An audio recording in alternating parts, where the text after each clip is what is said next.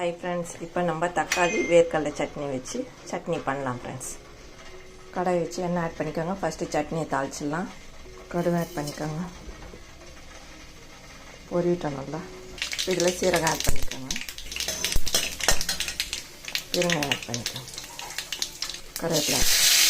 இப்போ இதை ஒரு கிணத்துல ஆட் பண்ணிடலாம். இப்போ கடாயில் எண்ணெய் ஆட் பண்ணிட்டு சீரகம் ஆட் பண்ணிக்கோங்க. தனியா கொஞ்சம் ஆட் பண்ணிக்கோங்க. பச்சை மிளகா கட் பண்ணி ஆட் பண்ணுங்க, இல்லைன்னா வெடிச்சிடும்.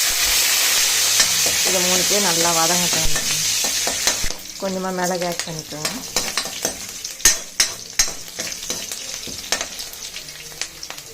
இப்போ இதில் தக்காளி ஆட் பண்ணுங்க.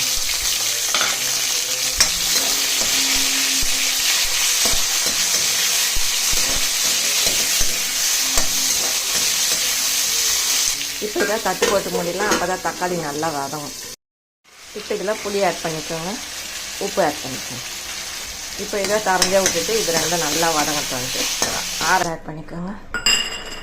இது ஆறட்டன் மிக்ஸி ஜாரில் நல்லா நைஸாக அரைச்சிக்கோங்க. இப்போ ஒரு ரன் கொடுத்தோன்னு அப்புறம் தண்ணி ஆட் பண்ணிக்கலாம். இப்போ தண்ணி ஆட் பண்ணிக்கோங்க. இப்போ இது நல்லா மிசிஞ்சு ஒரு கிண்ணத்தில் ஆட் பண்ணிடலாம். இப்போ இந்த தாளிச்சதை இதில் ஆட் பண்ணிக்கலாம்.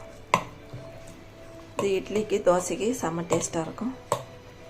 இந்த சட்னி இதே மாதிரி செஞ்சு சாப்பிடுங்க. இப்போ நான் இட்லிக்கு இந்த சட்னி அரைச்சிக்கிறேன். இந்த வீடியோ பிடிச்சி இந்த லைக் பண்ணுங்கள், ஷேர் பண்ணுங்கள், சப்ஸ்கிரைப் பண்ணுங்கள். டாடா பாய். மீண்டும் அடுத்த வீடியோவில் சந்திப்போம்.